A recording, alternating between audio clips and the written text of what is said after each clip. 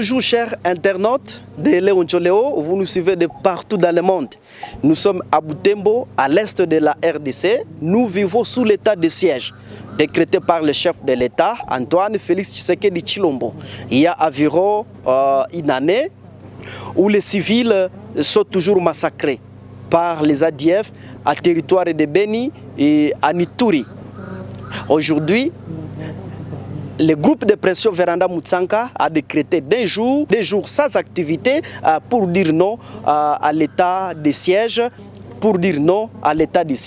comme la paix n'est pas toujours là, les civils sont toujours massacrés, les civils n'accèdent plus à leur chat. Aujourd'hui, n'accèdent plus à leur chat. Des barricades, des boutiques et magasins toujours fermés à ville de Butembo.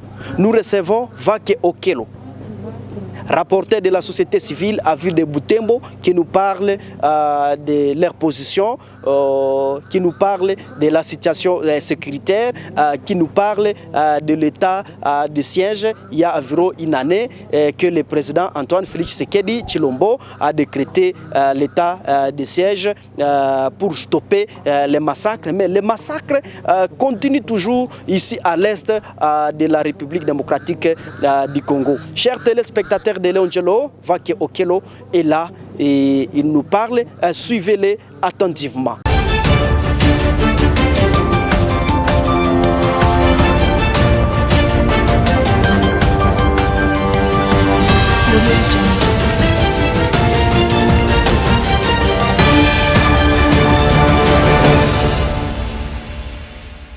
N'hésitez pas à liker la vidéo si elle vous plaît et si vous êtes nouveau sur la chaîne, n'oubliez pas de vous abonner et d'activer la notification pour ne rater aucune de nos prochaines vidéos.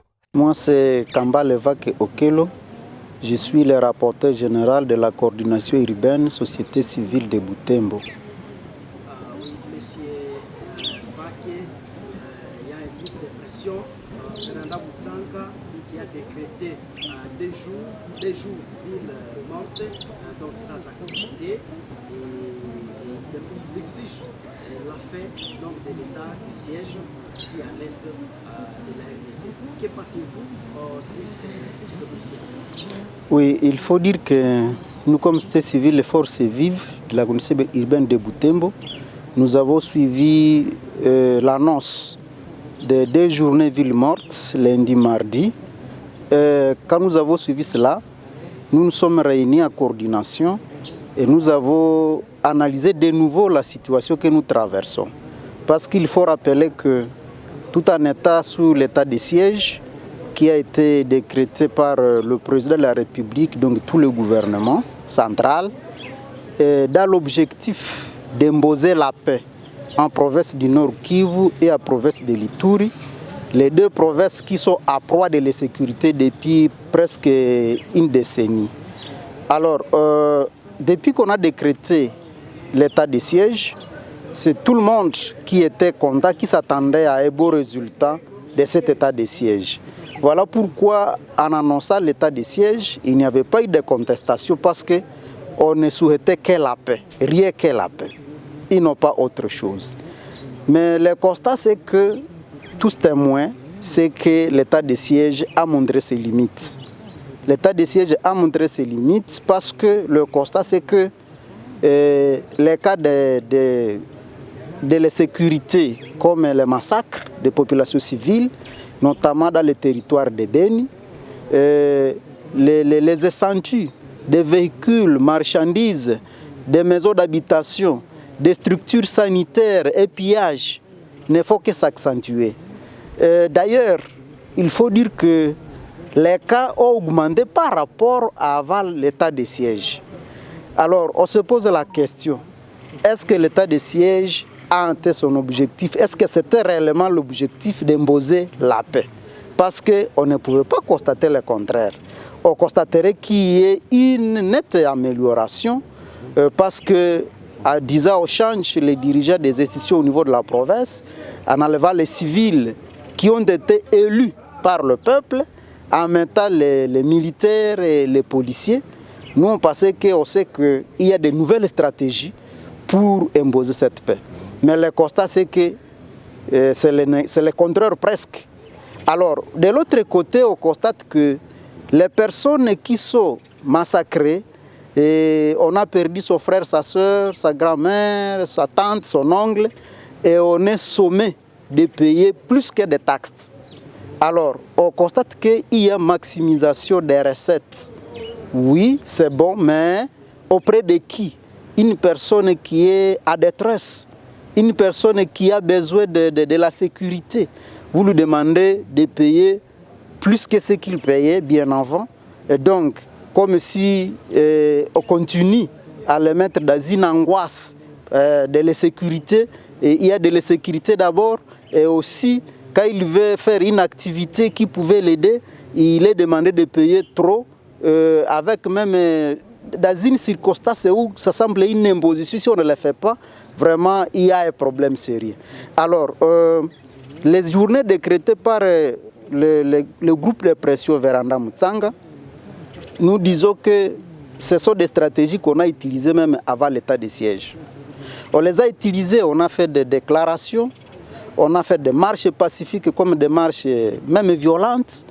Il y a eu des rencontres, des négociations, mais on a constaté qu'avec des marches, avec des journées villes mortes, c'est comme si on se sacrifiait encore une fois dans le néant. Parce que il faut comprendre que ces marches étaient réprimées, sont toujours réprimées violemment par les services de l'ordre. On a déjà enregistré des morts avec des balles à bout portant comme des balles perdues. Nous avons déjà enterré nos chers. Alors, nous avons passé à la société civile que l'approche des journées villes mortes, l'approche des marches violentes doit être recadrée, doit être changée. Et ça, c'est par rapport aux organisations qui organisent cela. Mais avant d'y arriver, il faut plutôt dire que les gouvernements devraient réexaminer, devraient recadrer l'état de siège. Si on constate que l'état de siège, dans le format actuel, n'a pas donné de résultats, pourquoi le maintenir? Pourquoi continuer à maintenir une approche, un format qui n'a pas donné de résultats? Si réellement l'objectif était d'imposer la paix, et que la paix est loin d'être à terre, alors on change d'approche. Et si on ne change pas d'approche et qu'on continue à maintenir les mêmes stratégies, nous allons passer que ce n'était pas ça l'objectif, qui avait autre objectif que celle que nous passons là. Alors, si les civils dans leurs organisations commencent à vouloir demander la fin de l'état de siège, il faut dire que c'est la demande de presque tout le monde.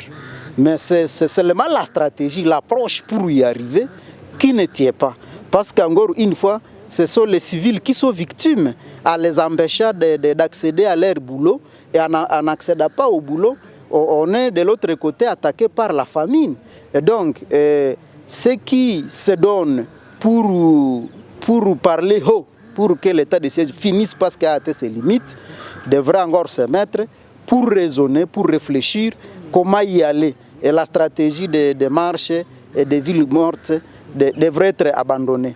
À notre avis, au sein de la société civile, nous pensons que la demande de la fin de l'état de siège, ce n'est pas un problème. Seulement la stratégie n'a pas tenu. La stratégie n'a pas tenu parce que même la Constitution est claire. Quand vous voulez faire votre marche, vous n'allez pas obliger quelqu'un d'autre de vous suivre. La personne devrait décider en âme et conscience que moi je vais adhérer à telle stratégie. Ils n'ont pas l'obligé. Quand on l'oblige, ça s'appelle violation des droits humains. Quelle stratégie peut-on utiliser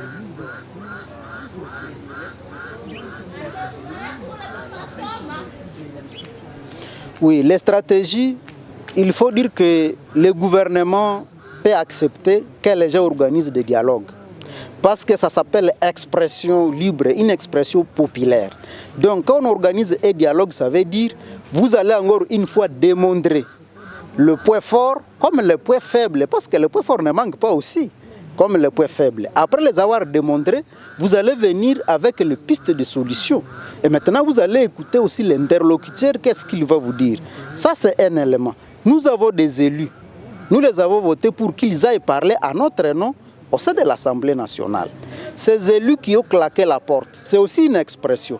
Mais il faut dire que quand on n'est plus à l'Assemblée, est-ce que la voix sera écoutée? Mais d'abord, pour cette stratégie, nous demandons à l'Assemblée nationale, aux autres députés, aux collègues de ceux qui ont claqué la porte, d'examiner minutieusement leur attitude. Parce qu'il y a une souffrance.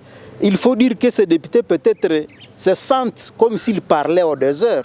Ils n'ont pas été écoutés et c'est comme ça qu'ils disent qu'est-ce qu'il faut encore faire? Claquons la porte. Et cela pouvait interpeller leurs collègues pour dire pourquoi nos collègues claquent la porte. Peut-être qui est ça ne va pas. Est-ce qu'on peut les approcher et les écouter de nouveau et réellement prendre une position qui est pour l'intérêt général et non pas pour servir les partis politiques. Alors je vais dire parmi les stratégies, localement d'abord on peut se mettre, comme la société civile l'a sollicité, que le maire puisse organiser un dialogue qui va mettre autour d'une même table le groupe de pression, les services de sécurité et la société civile. Ensemble, on va se parler vraiment dans le visage, on va se parler, ça c'est caché, on se dit les vérités. Parce que le maire devra nous dire à quel niveau il estime que ce bilan est positif dans l'état de siège. Et les groupes de pression pouvaient nous dire à quel niveau leur bilan est positif avec les marches violentes, avec les marches où nous connaissons les pertes humaines, où les services sociaux sont perturbés. La société civile devrait aussi clairement dire ce qu'elle pense autour de cette même table. Et de là, on peut avoir une conclusion. C'est vrai qu'on peut dire que ce n'est pas le maire qui a décrété l'état de siège, mais le maire, on sait qu'il sait à qui il transmet son rapport. La situation peut être dans toute la province de la sorte, parce que nous avons suivi à Goma qu'on a décrété les 2 journées ville morte. À Beni, ça s'est fait. Oui, et tout ce monde-là pouvait aussi transmettre les rapports à la hiérarchie. Et là, c'est là qu'il faut demander aussi au président de l'Assemblée nationale vraiment de considérer la position des députés de l'Est. Parce qu'il ne faut pas penser que ces députés font une plaisanterie avec cette attitude. C'est parce qu'il y a ça ne va pas.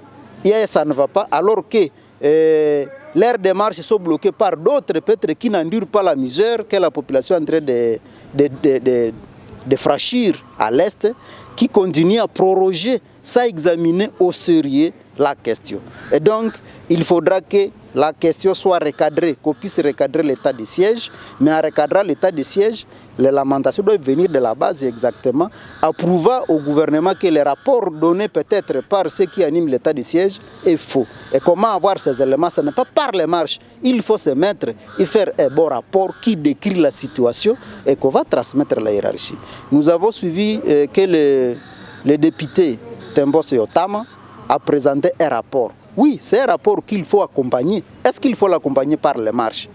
En empêchant nos parents à accéder au boulot pour que les soirs on ne mange pas. En exposant les enfants pour qu'ils soient fusillés par les éléments incontrôlés qui pendant les marches profitent pour tirer des balles n'importe comment et d'autres même peuvent arriver à piller. Et je crois qu'il faut que le dialogue se tienne. La base on peut sembler être loin, mais le rapport qui vient d'ici peut arriver à bonne et due forme et être examiné par la hiérarchie.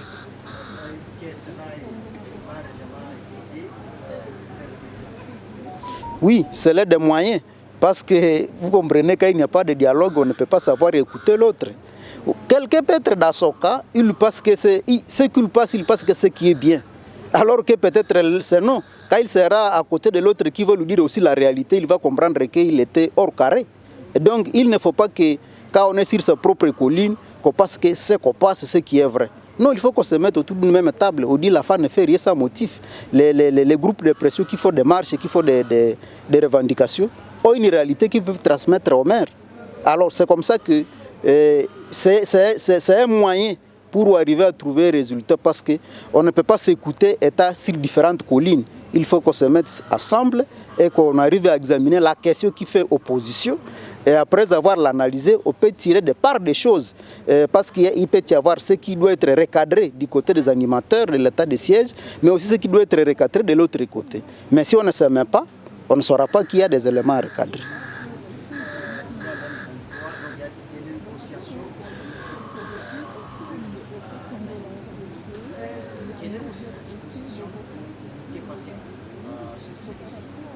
Oui, il faut dire que les négociations qui se font à Nairobi avec les rebelles, notamment du M23, nous pensons que ces négociations ne vaut pas. Parce qu'il faut comprendre que ce qui est visé par ces négociations, ce n'est que d'intégrer les éléments de M23 dans les institutions, donc les faire participer à la gestion de la chose publique. Alors nous savons qu'il y avait encore des versements de ces éléments dans le gouvernement. Et même quand nous voyons des mouvements ici dans les territoires, on se pose des questions. Est-ce que réellement les gens qui étaient cantonnés de l'autre côté ne sont pas ceux-là qui viennent nous faire du mal ici? Ce serait comme si on encourage des mouvements comme ça pour qu'on accède aux institutions et qu'on soit aussi gestionnaire. Ça devrait être plutôt réprimé, qu'on arrive à neutraliser ces groupes armés. Ils n'ont pas à se mettre autour de même table pour négocier avec les gens qui ont endeuillé les populations civiles pendant longtemps. Il y a des gens qui sont déjà morts, il y a des pertes à vie humaine, pertes matérielles et ainsi de suite. Maintenant, on négocie avec eux et puis après on va dire, toi tu peux être vice-gouverneur, tu peux être qui dans l'armée, on les reconduit avec son grade. Nous pensons que cette stratégie de faire vraiment ceux qui cherchent le pouvoir devraient abandonner cette approche. Devrait abandonner cette approche, surtout que ce n'est pas reconnu dans notre constitution de la RDC. On ne dit pas qu'il faut prendre les armes pour solliciter une négociation et qu'après, maintenant, on trouve ce qu'on recherche. Le gouvernement devrait user d'une autre stratégie que de négocier encore une fois de plus avec ces rebelles, parce que c'est leur stratégie. Je vous rappelle que c'est ce qui s'était passé bien avant. Et ils ont accédé à des institutions. Maintenant, voilà, ils reviennent avec la même stratégie. Ils voudraient encore qu'une fois après la négociation, qu'ils accèdent à ce qu'ils visent. Le gouvernement ne devrait pas sacrifier la population en faisant des négociations comme ça. Il faut que cela se réprime et que les autres qui pouvaient faire autant comprennent que notre gouvernement n'est plus à ce niveau. Ce n'est pas le moyen qui manque à notre gouvernement pour finir cette guerre. Nous avons des militaires, des vaillants militaires. Il est question de voir entre même les FARDC quels sont les gens qui sont en train de faire le commandement de la guerre. Est-ce qu'il les faut à bonne et due forme? Est-ce que la solde des militaires arrive et ils reçoivent ça pour qu'ils soient encouragés? On peut aller comprendre qu'il y a beaucoup d'éléments qu'il faut que cette guerre ne finisse pas. Et c'est ce qu'il faut diagnostiquer et chercher des remèdes et non pas la négociation. Parce que peut-être après la négociation, il y aura naissance de notre groupe armé qui va aussi demander la même chose. On négociera combien de fois? Donc le gouvernement sera plein des éléments qui viennent des groupes armés après négociation. Ce n'est pas comme ça qu'une nation doit être gérée.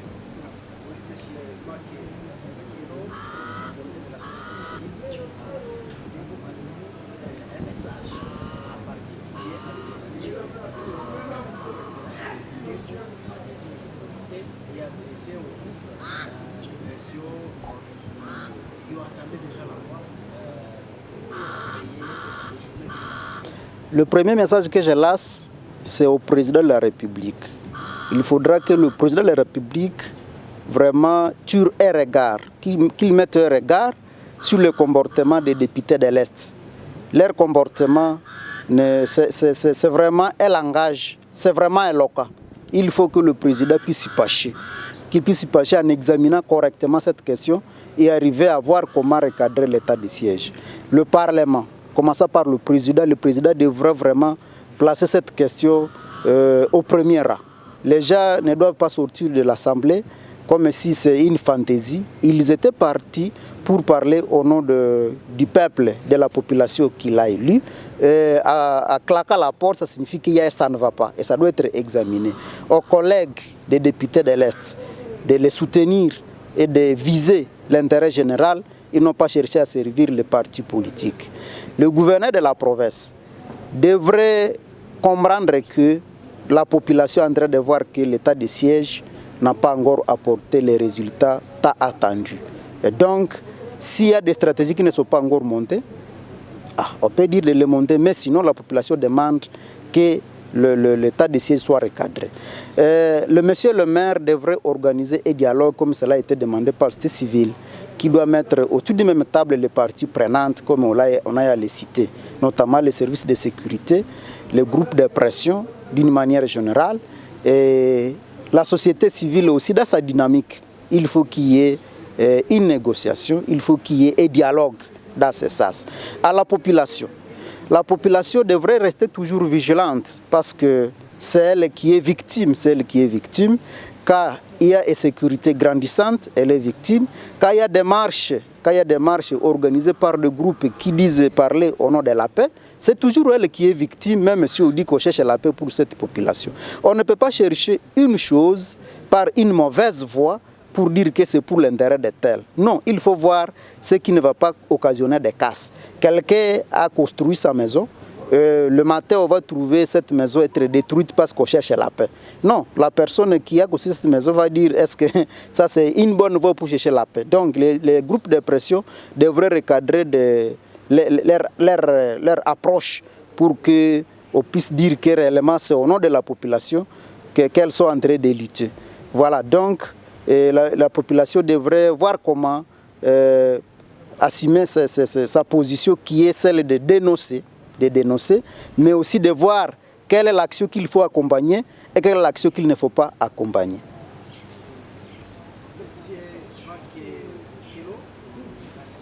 Ok, merci. Vous venez de suivre Vake Okelo, rapporteur de la société civile à ville de Butembo, à l'est de la RDC. Nous vous disons grandement merci. Ne manquez pas de vous abonner pour ne pas rater de nos prochaines vidéos. Au revoir. Ndio, tuliusikia kweli ya kwamba kunakuwa group de pression ambayo nasema kutakuwa siku 2 bila kuendesha kazi kwenye mji wa Butembo, na wakisema wanapenda etat de siege iishe. Donc ilikuwa façon ya kujiexprimer kusema wanapenda etat de siege iishe. Alors wakati tulisikia ile tukasema kwa kweli kila mtu anajua ya kwamba etat de siege hayafikia objectif yake, parce que objectif wakati president anasema kunakuwa etat de siege Nord Kivu na Ituri, alikuwa kipendelea kukue imposition ya paix, en tout cas amani ikue kwenye province ya Nord Kivu na Ituri. Alors depuis que etat de siege imekuwa, tunaendelea kuona ya kwamba watu wanauliwa, wanakufa kabisa kiolela, manyumba zinalunguziwa, hata mahospitali zinalunguziwa, watu wanabebwa. Antoka tunasema etat de siege hayafikia objectif yake, na kila mtu ni temwe anajua hiyo. Alors wakati groupe de pression inasema hakutaendeshwa kazi kwani wanapenda etat de siege iishe, sisi tunawaza kama ile njia haifai tena, kwani ile njia tulipitia siku mingi depuis mbele etat de siege ikuwe, na wakati etat de siege imekuwa watu hawakuenda kwenye kazi, watu walifaa mamarshe, zikuwe ni marshe ambazo haziko za kudunga hata kazi ubie za kudunga kazi. Tuliona watu walikufa juu ile marsh na makazi ziliharibika kabisa. Alors tunawaza kama kusema hakuna kuendesha kazi juu etat de siege iishe, tunawaza kama ni njia ambayo haifai. Naomba kurefleshire ingine njia, hapana ya kuabandone makazi na kuambia watu waende kwenye barabara. Na wakati tulisikia vile tuliwaza kama ingelibidi mkubwa wa jiji, meya wa jiji aweze kuita watu wote, kunakuwa societe civile, kunakuwa groupe de pression na service zake, watu waikale waongelee hiyo jambo ili kuona namna gani tutatuma rapport ku hierarchie na iweze ikatusikia, kwani sio maire de ville ambaye alitia etat de siege, sio gouverneur alitia etat de siege, ili ni president wa republique na wa député wetu wanaendelea kuproroger kusema ile etat de siege iendelee. Na ndio vile tulisema ba député wengine wangepasha kuona wale wa parti ya est jua nini wanatoka ku parlement wakisema etat de siege kwa recadrer, wenjao wangeona gisi ni ya muhimu, kwani huku ku est watu wanateseka sana. Ile ilikuwa position ya state civile kuhusu ile jambo.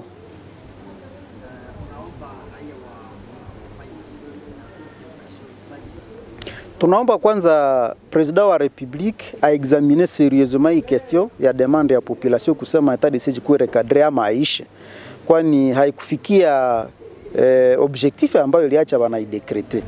Kama haiko kugandamiza rahia ilipe mataxi. Alors gouvernement central, notamment le président de la République, a examiné les questions akifuatilia ile wadepute ambao wanaonesha kome comportement, na Assemblée nationale yote iweze kuona namna gani itasoutenir wadepute wa Est ambao walionesha kwamba haifai tena wasiege kule ku parlement kama hakuya kuwa suluhisho kuhusu etat de siège. Na tunalomba gouverneur aweze kukomprendre ya kwamba province ambayo anajere population inasema hayaona resultat etat de siège, na inaomba vitu vikuwe recadre. Kwa maire de ville ingeomba kwa haraka kabisa anaorganize etat de siège, kukuwe expression, asikilize groupe de pression nasema nini, société civile nasema nini, ya wapi napasha kuwa transmis ku hierarchie pour que tujue wakubwa watasema nini. Kwani hayombi onekane kama wadepute wanajituma kutoka ku parlement comme si réellement sur terrain hakuna problème. Problème iko kila mtu anajua ni témoin gisi etat de siège hayafikia objectif yake. Groupe de pression tunasema vraiment inaomba ina recadrer ma approche zake, parce que ma marche pacifique comme ma marche violente, mais aussi ma journée ville morte, vraiment nazo zinaonesha ma limite, parce que hakuna resultat yote si ce n'est que kujifaire souffrir wakati watu wanaabandone makazi zao, wakati watu wanaenda kubalabala na watu wanauliwa na wale ma services za ordre zenye ziko incontrôlé benye hawa maîtriser service yao gisi wanapashwa ifa. Antuka inaomba tusi expose tena watu juu ya kusema tuna rechercher la paix par une voie yenye haidone resultat. Population inaendelea kudenoncer makaza za zenye ziko suspect, mais aussi kuona mwito gani watakuwa nafata na wapi hawatafata. Il faut kuona mwito ambayo italeta réellement resultat pour que waweze kuifata.